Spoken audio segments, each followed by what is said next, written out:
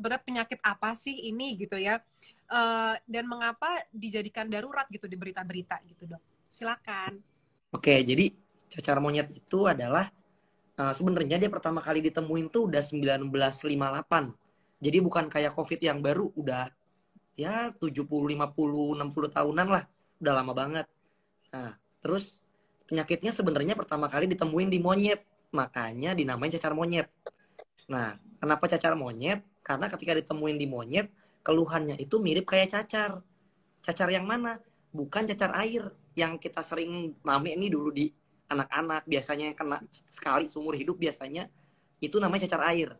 Nah, ini mirip sama penyakit cacar.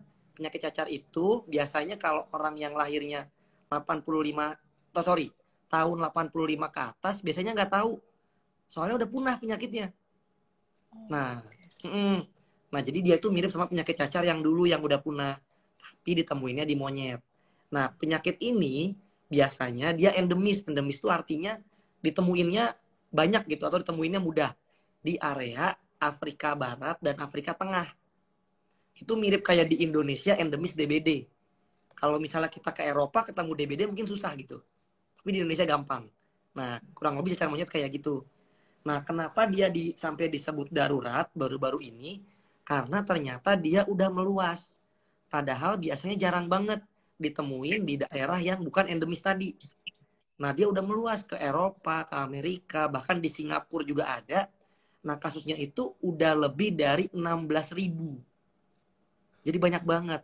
Dan udah lebih dari 75 negara. Per ketika WHO ngumumin dia darurat. Gitu sih. Jadi makanya rame banget tuh kayak gara-gara itu. Gitu sih, Mamin. Oke, aku pas disebutin angkanya agak merinding. Banyak banget, aduh. Oke, Benar. terus Dok, apa namanya? Berarti dia karena darurat karena itu ya udah di luar Afrika nih yang biasanya cuma ada di Afrika Barat dan Tengah, tiba-tiba dia kok mendunia banget gitu ya ke kota-kota besar gitu ya. Nah, tadinya nih aku juga mikir ternyata cacarnya tuh mirip sama cacar air yang kita kalau kecil tuh apa namanya alamin gitu ya Dok ya. Ternyata beda gitu. Dan memang aku baca juga berarti benar ya Dok asalnya itu dari bangkai kera ya dan tikus kalau yang aku baca benar nggak sih Dok? Oke, jadi si cacar monyet itu sebenarnya kan dia bisa nular dari. Jadi sorry gini, jadi biar gampang, cacar monyet itu bisa menular dari hewan ke manusia dan dari manusia ke manusia. Nah, kalau tadi pertanyaan dari Mamin kan artinya ketika dari hewan ke manusia ya. Nah, jadi dari hewan ke manusia itu hewan yang bisa istilahnya si virus cacar monyetnya itu bisa ada di hewan itu adalah hewan pengerat. Salah satunya adalah tikus dan monyet. Nah, tapi untuk tikusnya yang diketahuin itu setahu saya tikus yang dari Gambia. Saya lupa namanya Gambia Red kalau nggak salah. Kalau dari Indonesia sih saya kurang tahu ya, tapi yang umum tuh dari tikus yang ada di Gambia. Nah, cara penularannya itu paling sering kontak. Jadi kontak bisa dengan hewan yang hidup, bisa dengan misalnya kena cairan tubuhnya atau yang lainnya, atau tadi dari bangkainya, bisa kontak dengan dagingnya atau misalnya dengan darahnya. Jadi kalau dari bangkai tadi pertanyaannya benar ada potensi penularan dari sana. Seperti itu sih Mamin. Oke. Nah, maaf Dok, aku mundur lagi. Kalau tadi kasusnya kan udah sebanyak itu. Kalau statusnya di Indonesia sendiri tuh udah kayak apa sih Dok? Apakah juga udah banyak banget? Sejauh ini sih masih nol laporannya ya. Oh, Jadi oke. dari Ya. Kemenkes terakhir ada 7 atau 9 yang suspek atau dicurigain, tapi pasti periksa ternyata bukan. Jadi masih negatif sih. Oke, alhamdulillah. Sebelum itu Alhamdulillah. bertambah angkanya, kita perlu tahu nih berarti Dok. Kalau misalkan Hmm. tadi penularannya itu dari kontak ya hewan hidup ke manusia, lalu manusia ke manusia. Nah, berarti boleh dijelasin lagi nggak Dok diperinci gitu ya? Kalau dari manusia ke manusia nih, kalau kayak COVID kan ya apa namanya dari bersin gitu ya, dari udara bisa, dari cairan gitu ya. Nah, kalau dari si cacar monyet ini apa sih Dok? Lewat mana gitu? Oke, jadi kalau dari cacar monyet ini yang dari update WHO paling baru ya. Pertama Mm-mm. itu dari kontak. Jadi kontak Oke. dengan orang. Jadi gini, cacar monyet itu keluhan yang paling kelihatan dia ntar muncul ruam sama lenting-lenting. Lenting-lenting itu kayak orang cacar air ya. Nah, nanti kalau kita kontak dengan orang yang ada lentingnya itu, WHO nyebutin misalnya kita kontak dengan kulit kayak berpelukan atau misalnya ada kontak-kontak lain, terutama WHO sih di sini nyebutnya ada kontak yang seksual hitungannya, itu resiko penularannya paling tinggi. Satu. Yang kedua, misalnya orang yang ada ruamnya itu ruamnya pecah, terus virusnya terbang-terbang, nempel di beberapa benda.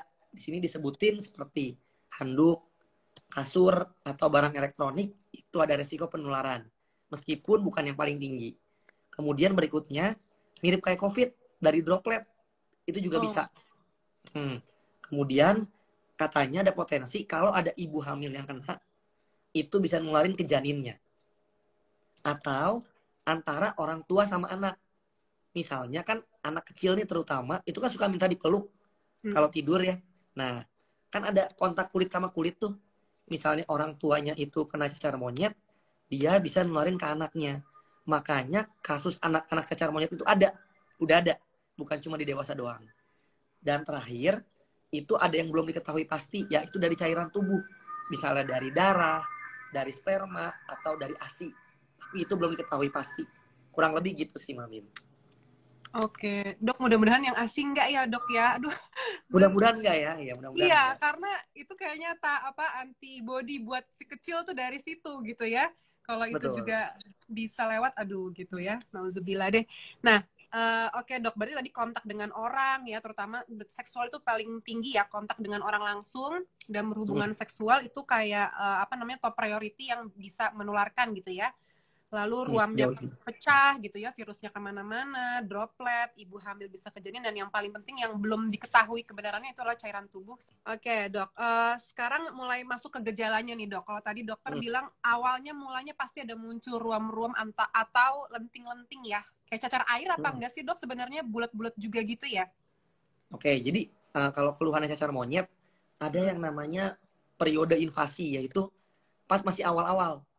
Jadi ketika ruamnya belum muncul. Nah, itu keluhan awalnya ada demam pertama, terus sakit kepala, sakit otot, sakit di punggung. Nah, kemudian ada yang khas, yang dicacar air tuh nggak ada. Yaitu kelenjar getah beningnya membesar. Itu bisa di leher, di ketiak, atau di area selangkangan. Jadi teraba tuh ada yang benjol di area 3 itu. Nah, itu biasanya dicacar air nggak ada. Nah, nanti setelah ada keluhan-keluhan tersebut, 1 sampai 3 hari kemudian, itu baru muncul lenting-lentingnya, ruam-ruamnya. Nah, kalau misalnya cacar air, itu kan variasi. Maksudnya, di satu periode, di satu hari, itu bisa ada yang masih lenting, ada yang bernanah, ada yang udah pecah. Kalau cacar monyet, biasanya bareng-bareng. Jadi lentinya bareng-bareng, dan biasanya ukurannya, kalau kita lihat dari foto-fotonya, itu relatif lebih gede-gede dibanding si cacar air. Gitu sih. Oke. Itu aja ya dok ya, berarti yang mesti diwaspadai. Nah, berarti kita dari awal udah aware harus kayaknya ke dokter nih gitu. Itu udah dari mana nih dok? Dari demam kah? Atau udah mulai dari kelenjar getah bening tadi bengkak itu di antara 3 spot? Sebenarnya kalau demam dan kelenjar getah bening bengkak itu banyak banget ininya kemungkinannya. Karena kita batuk pilek biasa pun ada yang bisa bengkak di sini, di leher. Jadi sebenarnya ketika ada ruam sih, baru kita mulai curiga apakah ini arahnya cacar monyet atau bukan. Atau kalau ada kontak sebenarnya. Bahkan di beberapa negara tuh udah nyaranin kalau ada kontak, vaksin langsung. Udah kayak gitu. Jadi ketika ada ruam atau ada kontak sih idealnya segera berobat. Gitu sih.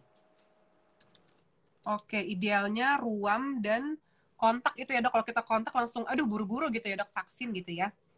Meskipun di Indonesia belum ada ya vaksinnya ya. Oke, ya. Oke dok, sebelum kita masuk ke pertanyaan lain, kita ke ini dulu ya, pertanyaan dari followers, dari para parents. Itu tadi ada yang nanya penyebarannya udah kejawab. Ada yang juga dok nanya kalau kayak tingkat kematiannya tuh gimana nih dok? Nah menarik nih, jadi kalau dari WHO, ini saya bicara cacar monyet secara umum ya, bukan yang sekarang ya. Jadi cacar monyet itu ada beberapa jenis, beberapa tipe lah. Nah, secara umum, dia itu 1-10% resiko kematiannya. Ya, secara umum ya. Nah, tapi yang menyebar sekarang, itu yang sekitar 1%. Jadi angka kematiannya kurang lebih 1% yang menyebar sekarang di seluruh dunia.